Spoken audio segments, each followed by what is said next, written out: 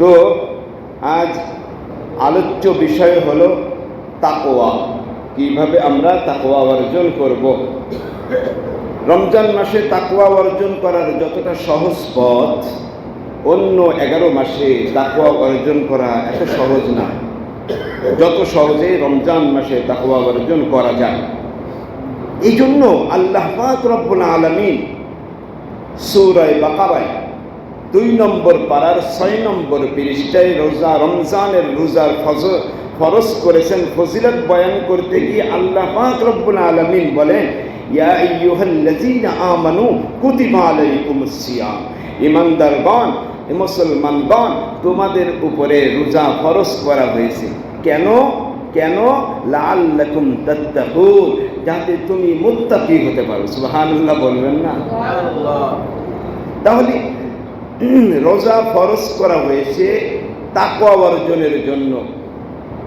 রোজার সম্পর্ক তাকওয়ার সাথে, মাহে রমজানের সম্পর্ক আমলের সাথে। যেখানেই রোজার কথা আলোচনা, সেখানেই আল্লাহ তাকওয়ার কথা তুলে ধরেছে। যেখানে মাহে রমজানের কথা, সেখানে আমলের কথা তুলে ধরা হয়েছে। তাহলে রোজার দ্বারা তাকওয়া অর্জন হয়। মাহে রমজানের কথা বললে আমলের কথা আল্লাহ পাক বলতে চান। যেমন ইয়া আইয়ুহাল্লাযীনা আমানু কুতিবা আলাইকুমুস সিয়াম, হে আমার ঈমানদারগণ, তোমাদের উপরে রোজা ফরজ করা হয়েছে। কেন? লাআল্লাকুম তাত্তাকুন, যাতে তাকওয়া অর্জন করতে পারো।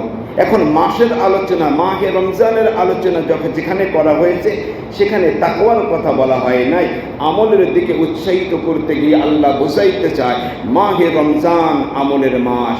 শাহরু রমাজান আল্লাযী উনজিলা ফীহিল কুরআন, মাহে রমজান কোরআন নাজিল হয়েছে। কোরআন নাজিল হয়েছে কি নামাজ ছাড়ার জন্য?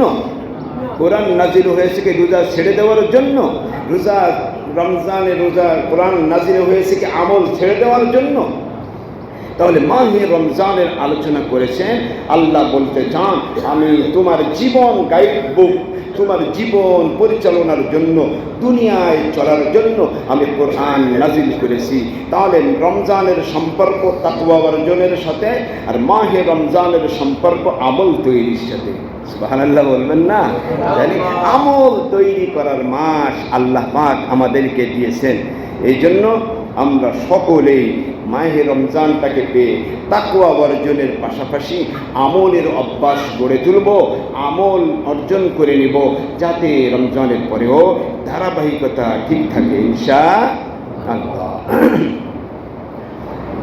বন্ধু, আল্লাহ পাক যে বলেন মাহে রমজানে তাকওয়া অর্জন হয়, বন্ধু আল্লাহ পাকের বন্ধু হতে হবে। আমরা সকলেই আল্লাহ পাকের গোলাম, আল্লাহ পাকের বান্দা। বান্দা আর বন্ধু এক হতে পারে কখনো? বলেন, কখনোই হতে পারে না। বান্দার সম্পর্ক আর বন্ধুত্বের সম্পর্ক এক না। তাহলে আমরা সকলেই বান্দা, এটা আমরা বলতে পারি, কিন্তু কেউই বলতে পারি না আমি আল্লাহর বন্ধু। আল্লাহর বন্ধু হতে হলে কিছু কাজ করতে হয়। এই ধারাবাহিকতা আলোচনার মাধ্যমে বোঝা যাবে ইনশাআল্লাহ। তাহলে রমজান রোজার সম্পর্ক তাকওয়ার সাথে, আর আমলের সম্পর্ক, ইবাদতের সম্পর্ক মাসের সাথে। তাহলে তাকওয়া বন্ধু আল্লাহ পাকের হতে চাই আমরা সকলে আল্লাহ পাকের বন্ধু হতে চাই। বন্ধু হতে হলে যা লাগবে এইটা আমাদের অর্জন করা লাগবে কিনা? ও বন্ধু, আল্লাহ পাক বলেন রোজা ফরজ করলাম তাকওয়া অর্জনের জন্য। শুনে নাও, ইন আউলিয়াউহু ইল্লাল মুত্তাকুন, ইন আউলিয়াউহু ইল্লাল মুত্তাকুন। তুমি আল্লাহর বন্ধু হতে চাও, তুমি আল্লাহ পাকের বন্ধু দোস্ত হতে চাও, দোস্ত যদি হতে হয়, আল্লাহ পাকের বন্ধু যদি হতে হয়, মুত্তাকি ছাড়া আমি বন্ধু বানাই না, মুত্তাকি ছাড়া আমি আমার দোস্ত বানাই না, মুত্তাকি ছাড়া আমি তাকে আমার প্রিয় বানাই না। আল্লাহ পাক এটাই বলতে চেয়েছেন, ইন আউলিয়াউহু ইল্লাল মুত্তাকুন। আরে আল্লাহর বন্ধুত্ব কে? আল্লাহর বন্ধু হওয়ার যোগ্য কে? যে তাকওয়া অর্জন করেছে, যে তাকওয়া অর্জন করেছে। সুবহানাল্লাহ বলুন। আল্লাহ, এই জন্য মাহে রমজান তাকওয়া অর্জনের সহজ একটা মাস। দুনিয়ায় মানুষ বড়দের সাথে সম্পর্ক থাকলে নিজেকেও বড় মনে করে, নিজেকে গৌরব মনে করে, ভয় ভীতি অন্তরে থাকে না, ঠিক না বলেন? এলাকায় কমিশনার যদি বন্ধু হয়, কে আমাকে ঠেকায়? বন্ধু আমার। এলাকার কমিশনার, এলাকার মেম্বার, এলাকার চেয়ারম্যান, এলাকার মেয়র, এলাকার চেয়ারম্যান, এলাকার এমপি, এলাকার মন্ত্রী, দেশের মন্ত্রী, দেশের রাষ্ট্রপতি যদি আমার বন্ধু হয়, কি বলেন, কথা বলেন, জবান খুলতে হবে। তাহলে কি মনে হয় আমার কেউই আর কিছু করতে পারবে না? একটা সাহস থাকে, হ্যাঁ, কেউই কিছু বলেও না, ঠিক না ভাই বলেন? একটা অন্তরে একটা সাহস থাকে না, একটা ক্ষমতা থাকে না, আমার বন্ধু অমুক, আমার বন্ধু অমুক, অতএব তাকেও কেউ কিছু বলতে সাহস পায় না, সেও কাউকে ডরায় না, ঠিক না? আল্লাহ পাক রব্বুল আলামিনও কি বলেন দেখেন না, বন্ধু হতে চাও, রমজান মাসে রোজা রাখো, বন্ধু বানায় নিব, কারণ মুত্তাকি ছাড়া তো আমি বন্ধু বানাই না।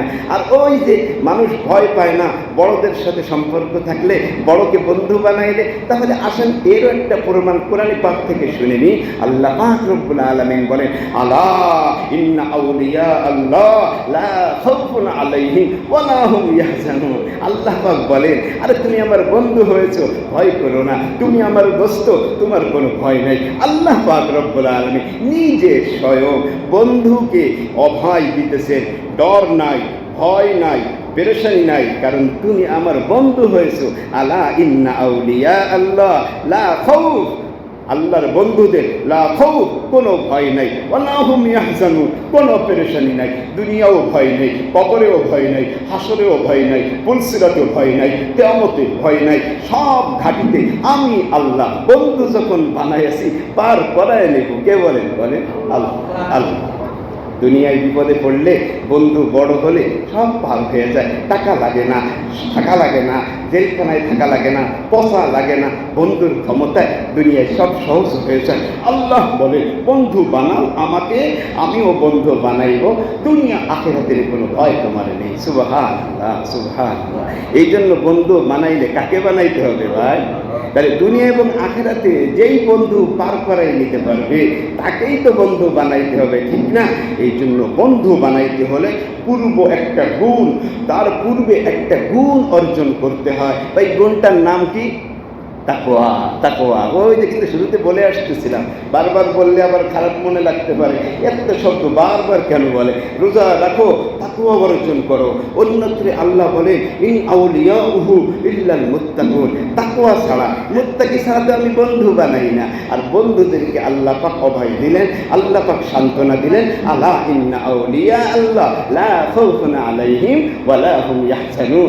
দুনিয়া আখিরাতে সকল ঘাটি আমি আল্লাহ তোমাকে পার করায় নিব, কোনো ভয় পেয়ে নেই, তোমার পেরেশানি নেই। ওই আল্লাহকে বন্ধু বানাইয়া দুনিয়ার থেকে যাবো ইনশাআল্লাহ, ঠিক আছে না ভাই? আল্লাহ পাক আমাদেরকে আল্লাহ পাকের তাকওয়ার মাধ্যমে বন্ধু হওয়ার তৌফিক দান করুক, আমিন।